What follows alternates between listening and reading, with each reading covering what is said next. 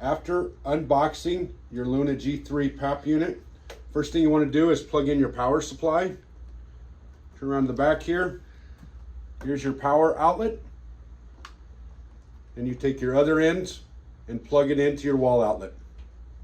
If you have been prescribed heated tubing, you take this cord